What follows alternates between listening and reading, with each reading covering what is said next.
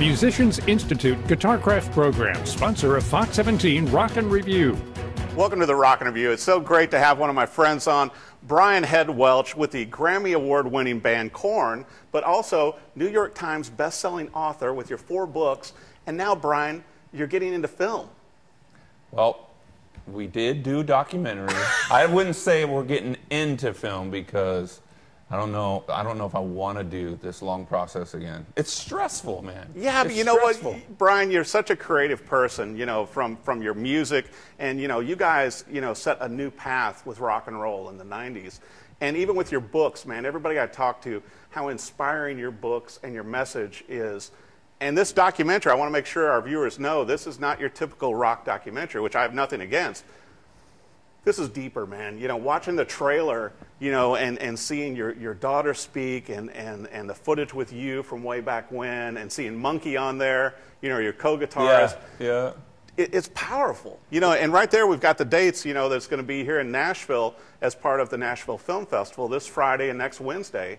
Premiered and it went over great in Dallas already. Yeah, both screenings were sold out in Dallas. We had a standing ovation Saturday night, so people were really loving it. You know, it's not your typical rock doc, like you said. It's a movie about honestly, like family, complicated family, getting over the issues. We hurt the ones we love. We get hurt by the ones we love, and so my daughter was born in a chaotic rock world, and that's her story. Basically, this is her story, but then you have like some never before seen Korn stuff. We got all the guys are involved. They support it. They support me. And so it's just a really beautiful story that everybody can relate to, from teenager, because there's teenage like suicidal issues and self-harm, all the way to like drug addiction, rock and roll, and the good, the fun, but the bad and the ugly too. Yeah. You know? Well, you know, last time you and I caught up, you know, and obviously we love talking guitars and pedals, but, you know, you were taking care of your daughter then, and you were, you know, that became a priority in your life, Brian. Yeah. You know, and we've got a picture of you with her when she was a baby, and it's just, man, you know, at the bottom line, I love that photo right there. You know? Yes. Oh, my God. I was the most proud dad in the chaos, and that's what we were in our biggest right there. It was 1998, 99. We were on TV every day. Yeah. It was like Backstreet Boys, Korn, Limp Bizkit, Eminem, NSYNC, all these bands like on TRL Countdown every day, and that was my focus was her though. Right. Through all that, you know. I mean, look at my face. I'm just glowing. And it was so neat too, man. You know, seeing the footage. I'm telling you what, you're gonna love. You got to see this documentary when it comes out to the public, probably this fall, right? Yes, we're going for distribution. We got the film festivals, and hopefully these guys that are doing distribution, they're going to see how hard we're going to work, you know, because we got, I think Nashville Friday, May 11th is sold out. There may be tickets available, but May 17th, there's tickets available. Well, what about the red carpet, too?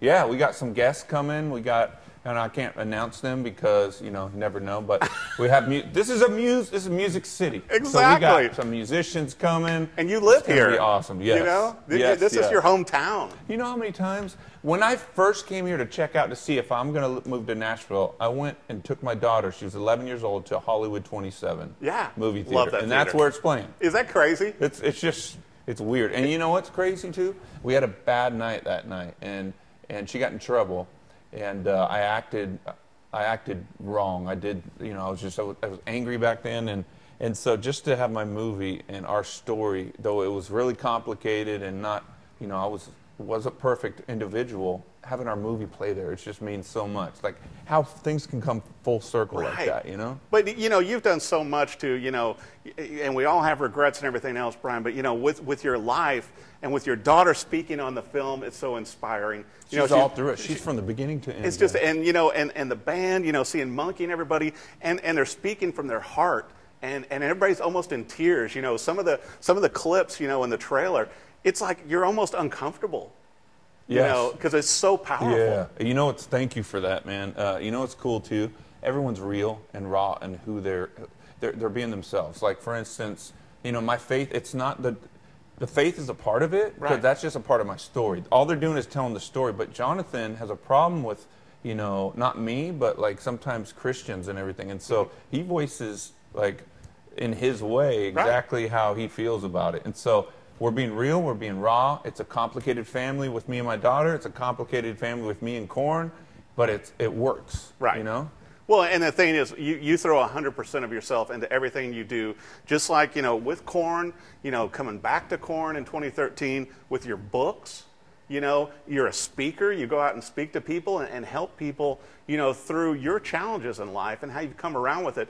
And it seems like you and your daughter and Korn are in such a good place right now.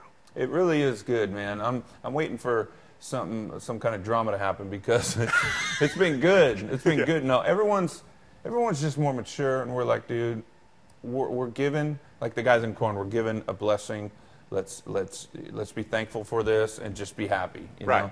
And my daughter, like, she's older now. She's gotten through it. She had to forgive a lot from me and her mom. We just messed up, And so we're past it, and now we're eating the fruit of our labors of working through the issues, Well, and I think what everybody can relate to also, Brian, is the parenting thing. And how, because I'm a parent, and I have a daughter, and it's like, man, you want the best. You try to give them the best, and you want to give them the best of you. And I think that's what we all strive for, and I think that comes through in this documentary also. Yeah, I think it, my heart's just, I rip open my chest, and like, this is me, this is my heart. So, yeah. How old's your daughter? My daughter's 11. She'll be 12 in June. Oh, wow. Yeah. And so, how many kids you got? Only one. Really? She's the only one. Whoa. Me too, bro. Like we stopped. Exactly. We stopped at one. Well, you know what? I couldn't have you on the rock interview, Brian, unless we talked a little bit about music gear. And you and Monkey made the leap to ESP. Yeah. Well, just me. Just you. Monkey stayed at Ibanez. It's crazy because, I hope I don't get him in trouble, but we were in Nashville at Dark Horse Studio. Yeah. And recording with Nick Raskulinecz. And so I'm like, I want an Evertune on a guitar. Those Evertunes totally. where you can knock it, and they it won't still go stay out in of tune. And so, and Monkey and Nick were telling me, hey, I think ESP's taking the run with that. And I'm like, they're like, you should call him. And I was like, I'm calling ESP. So Monkey was, involved in that a little bit, but he didn't want to go over. But it was in a situation where the guys that we are familiar with at Ibanez for 2 decades were leaving. And so it was just like, maybe it's time just to try something else. And I love Ibanez, and who knows the future, But yeah, so I love the ESP guitars. Oh, my gosh, Just purple, just deep, rich, like just majestic purple. I love them. With the Evertune. And the carves. And the Evertune is ridiculous. I mean, if our viewers don't know, too, with the Evertune, it's a mechanism that when you play or when something goes out of tune, it keeps everything in balance within the body. And it's a great system. You know your gear, man. I'm simple. I'm like, it don't go out of tune. That's all. Okay, now we got to talk about new pedals, because I know, probably even more so than me, you're a pedal maniac. Any new pedals on the board? I'm keeping it simple this time. What? I'm sorry, man. We got this.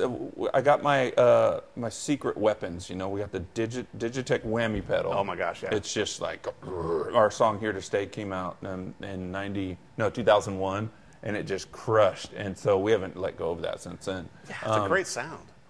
My chorus pedal, Boss chorus pedal, and then the Boss reverb, Univibe. Oh, they don't make those anymore. So we have to go searching on eBay for Univibes and Digitech whammies, because they make the new Digitech whammies, but we love the old ones. So our guitar tech, Jim O'Tell, goes and finds them, and if they break, he'll fix them. He's a whiz with those things. That's amazing. He's been doing it for 2 decades. But some of those vintage pedals, man, you can only get that sound with them. Yes. That's it. It's like the Big Muff. Yes. We recorded in '94 with the Big Muff on Blind. Our song Blind. It's just like. So we're using like the old Russian one that came in the wooden box? Oh, yeah. I love those. And then those. it got upgraded from the studio. The studio owner was like this mad scientist looking dude, just like hair everywhere and big old beard, like gray beard. He's in there, and he tweaked it so it was even more powerful. Oh, my gosh. Yeah.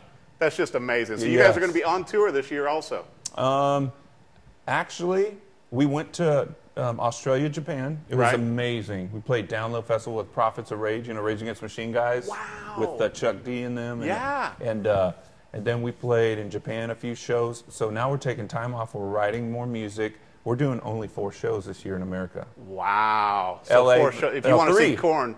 LA, Vegas, San Francisco. That's it. And so we got some plans to resurrect some cool tour plans next year, 2019, though. But it's cool to have time off, man. Oh, yeah, totally. Well, especially with this new endeavor, too. And it's like, yeah. And I'm a huge fan of your books, you know, that you've done. And you know, it's such, they're great read, and they're so honest. You know, and that's what I really, you know, enjoy about you. And I think that's what our viewers are going to enjoy about your documentary, man, with Loud, Krazy Love. It comes across as so honest. You got to be real to this generation. Everybody, this young generation can smell a phony a mile away, you know. And so I'm just like, here it is. This is what I've learned in life, and you can take it or leave it. But if anything, it's an entertaining story, you know, because there's rock and roll, there's laughter, there's tears, there's everything in it, you know. But there's redemption at the end of it, so. Which is amazing. With everybody, just not just like your life, though, too. Yeah, exactly. So. And my guys in Korn, their lives, you know, they've changed so much. We're all a mess, you know. And so talented, though. Just amazing band, amazing musicians. Appreciate it. Well, we got what we're good at is a unique sound, you know. We're not shredders. We can't shred probably like you. I bet you can. We're not shredders. Monkey's better than me at lead.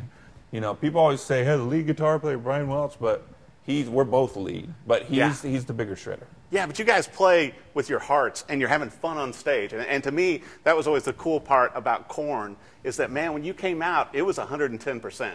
Yeah, it was. And if you didn't come out to have fun and enjoy the show, don't go see Korn.